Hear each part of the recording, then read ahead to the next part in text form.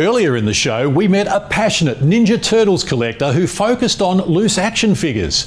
But for his podcast co-host Trent, collecting takes on a whole new level, focusing on toys still sealed in their original packaging decades after their release.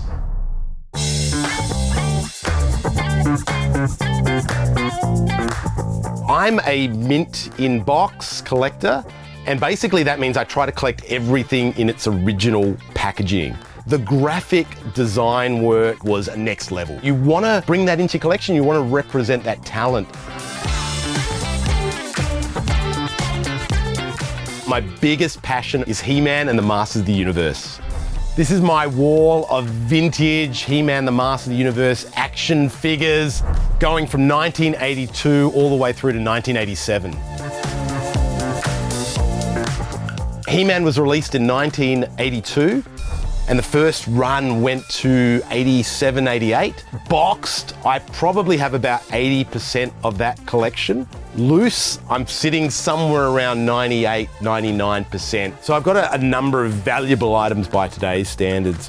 One of my prized pieces in my He-Man collection is Savage He-Man, or as he's probably better known, Wonder Bread He-Man or Wonder.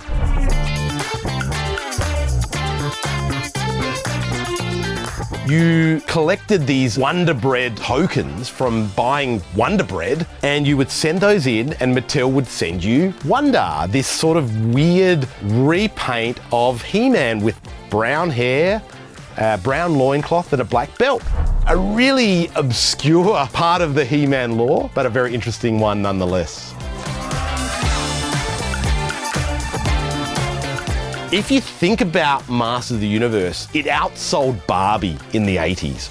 All the kids of the 1980s played with a He-Man toy. Fast forward 20, 30 years, that nostalgia has really driven up the collectability and the price of Masters toys.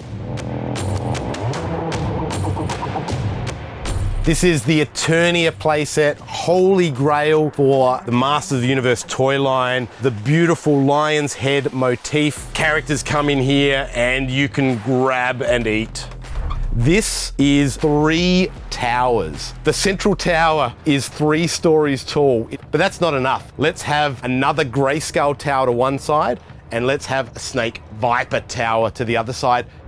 We've got the monorail, which unfortunately is not attached because it's so brittle and prone to breaking, but it essentially joins Grayscale Tower, Central Tower, and Viper Tower together, and you can place the different vehicles on the monorail track, and it should electronically go around. People come in here and they say, it looks like a toy store, and that's the way I've tried to do it. And I wanted it to look like you're walking into a Toys R Us. Tyrannosaurus Rex for me is just so iconic. If you're a kid and you've got He-Man being combined with dinosaurs, it doesn't get much better than that. The action is incredible. Winding up and shooting that little disc out the front is one of the coolest things. Tyrannosaurus fits this picture of discovery of things that you never knew existed as a kid. They became my new holy grail.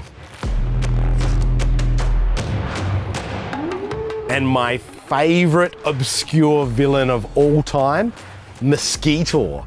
This figure epitomizes the wacky action features Mattel were cramming into these things. There's a button on the back that you press, and that pumps blood, right? So it looks like he's actually sucking blood, and you can see the blood circulating in his chest. Like, that is insane.